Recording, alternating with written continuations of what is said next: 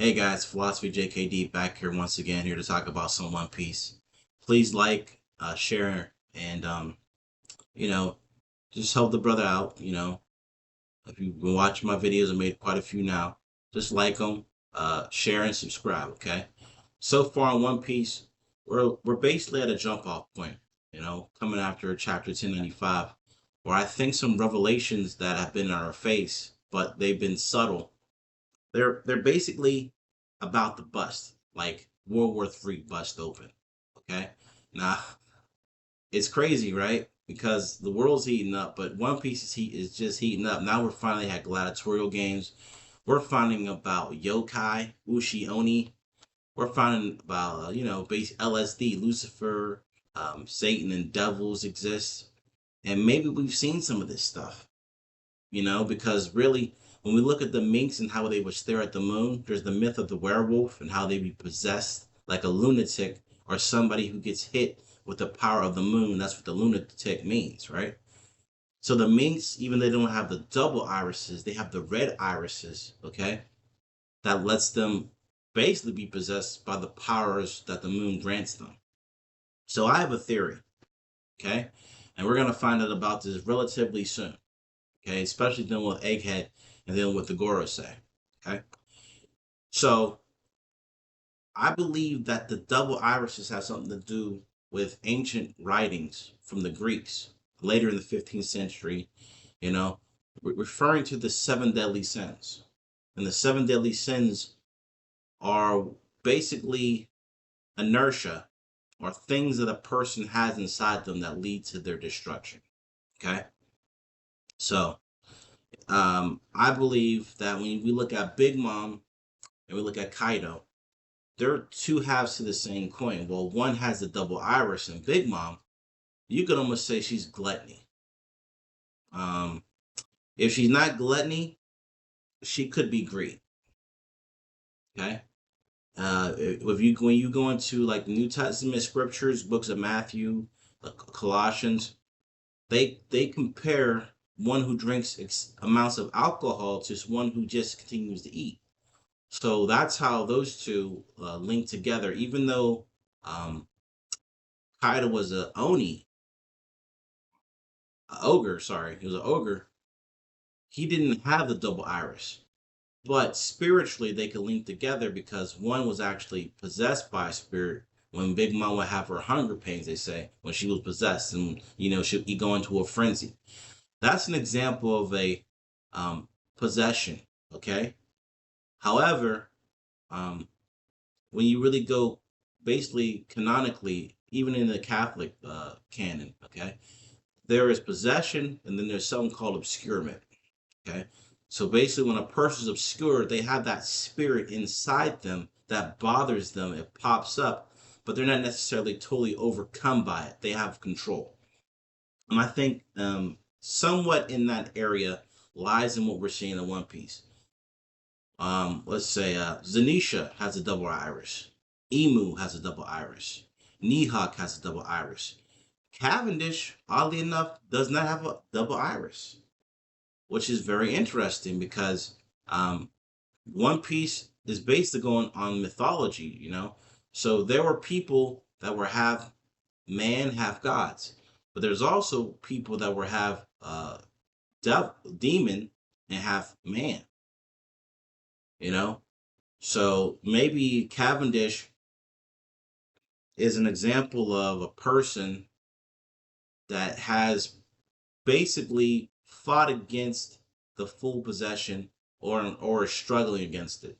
Where in Nihawk's case, we saw his eyes turn red and we saw him affect the atmosphere around him without actually facing the foe. I believe that Nihawk has one or two of the seven deadly sins, being wrath and pride. He's too prideful to say he's not the strongest swordsman, but at the same time, his wrath, he seeks to fight and fight. Having wrath doesn't mean you're the strongest. It means you seek to fight strong opponents, and he seeks to fight swordsmen. So having two of the seven deadly sins being wrath and pride, or one or the other, he doesn't want to fight Shanks anymore because Shanks lost an arm, and he didn't want to kill a person who could be a worthy opponent becomes stronger in Zoro. So he fought him with his lesser blade. So if this makes sense to you, my prediction is that people that have the half irises are actually half possessed or have struggled against in which they have a chaotic nature now. Which is very interesting because Mihawk has full possession, just like Emu. I believe Emu's sin that he committed against Joy Boy may have been that he was betrayed him by being lazy, possibly. Maybe it wasn't even intentional. So slothfulness is also one of the seven deadly sins that we could actually look into, and maybe that's why he was cursed to walk in the new world. It's very possible.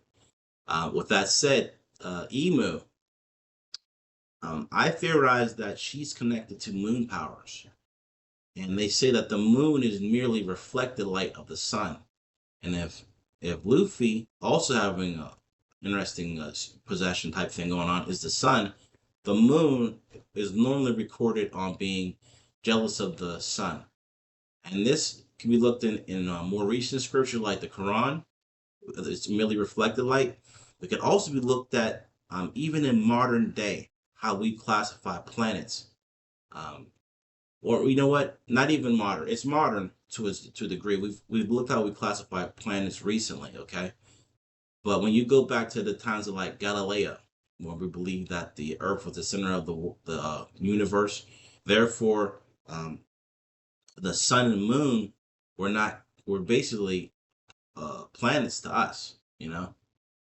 But when we shifted, you know, because of Galileo, when we shifted and said the sun is the center of our particular local solar system, okay, and we revolved around it, now the Earth became a actual planet, and the moon became a satellite. So that greatly shifted the perspective, with great dismay to the Catholic Church at the time. You know, people were getting executed for saying such things. But sometimes people gain understandings, you know, and things change, you know. So I'm not trying to go too deep into necessarily the people that have written these particular texts, because the idea of the seven deadly sins started in the 4th century, so that's 400 AD, okay.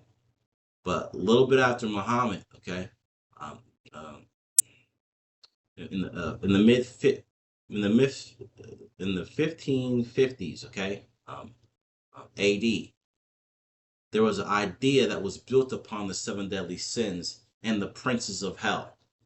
And I do believe that the princes of hell, which is a built on construct of the seven deadly sins, may actually be presented in One Piece already. We're already starting to see it. So, for example, Hawkeye, Mihawk, Emu, both Zunisha, all have the double irises, meaning they've been fully taken over. Maybe they recognize the folly of being fully possessed, losing one's true, how do you say, personality in their possession to the will of the spirit. Some people believe, even currently to this day, that the physical supersedes the spiritual. Some people believe that the spiritual supersedes the flesh. I believe that the mind, okay, exists, the body and the spirit all coexist and they agree as one. But at particular times, you know, one can be more focused on one particular thing, which shapes their actual actions in reality. So, with that said, I think that Zoro wearing the eye patch, it was a gift from Mihawk's wisdom so that he didn't go down the same route. Because if you look at the Straw Hats in particular, they could be linked to demons just like Shanks' crewmates could be related to mixed drinks. And I thought that's very interesting because drinking alcohol, you know, is basically considered consuming spirits. You know, listening to music like the members of the Kid Pirates is another form of spiritual movement that is a muse takes control or influences your actions to do certain things. Um, so yeah, let me know what you guys think so far about that, those things going on. But I just want to touch on one more possession, okay? Because I did say seven deadly sins. But that said, it doesn't mean that there's only seven people with the demonic possession. We know we already talked about the Minx, we talked about Emu, we talked about Zanisha, we talked about Luffy, we talked about Cavendish, we talked about Zoro, okay? But what about Blackbeard? Now, Blackbeard to me reminds me of mythology from the Norse mythology, okay? A three-headed dog that fought against the god of war, which is be a possession right there, like a divine possession, if you will. But also a Greek dog, Cerberus, who also was a guardian of hell. So maybe the deeds have higher, authority, or in a way in which they're trying to deal with the so-called new gods of the new world, or the gods of the One Piece, where you have all the devils that are commanding things. Because in the mythology of Cerberus, okay, they say he was a three-headed god who guarded hell. He would let souls in, but wouldn't let them escape. But in other understandings and writings from the ancient Greeks, they say Cerberus has 50 heads.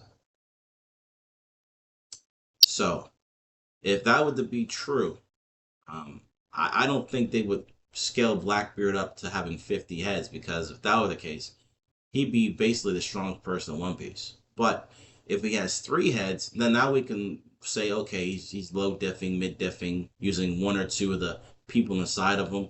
But Shanks also being possessed, okay, may also have knowledge that he has more to his abilities and powers than basically we know about. So, is Shanks a yokai?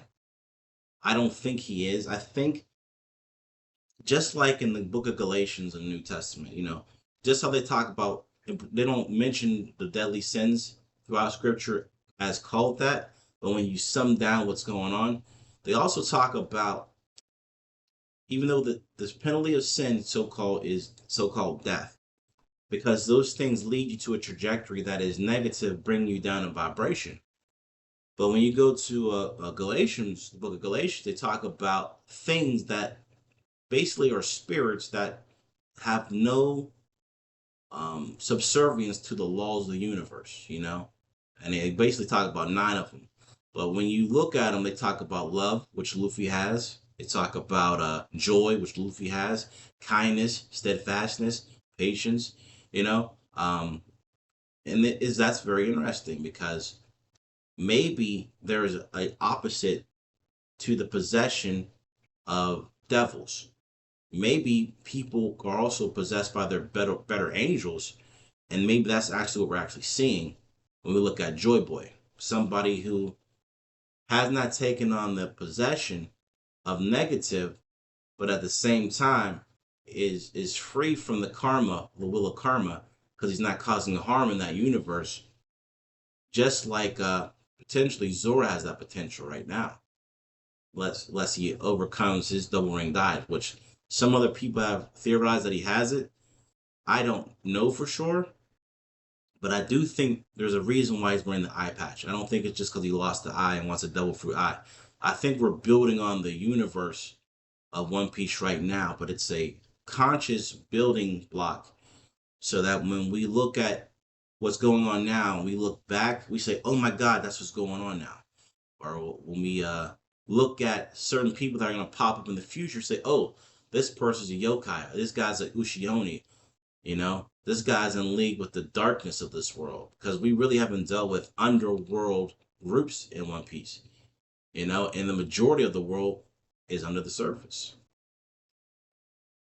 So yeah, thanks for tuning in, guys. Let me know what you think about that one. Please like, share, subscribe. I've got a lot of these theories here, but I just don't like coming out saying them, until I think about them more thoroughly. But I think within the next 3 chapters, when we deal with the conclusion of the God Valley incident, I think we're going to find something. We may even find that the Figurelands are a genetic group that, just like the Buccaneers, which were a new genetic group introduced into One Piece, they may actually have a lineage factor or a genetic factor that makes them more susceptible to demonic possession. So let me know what you think.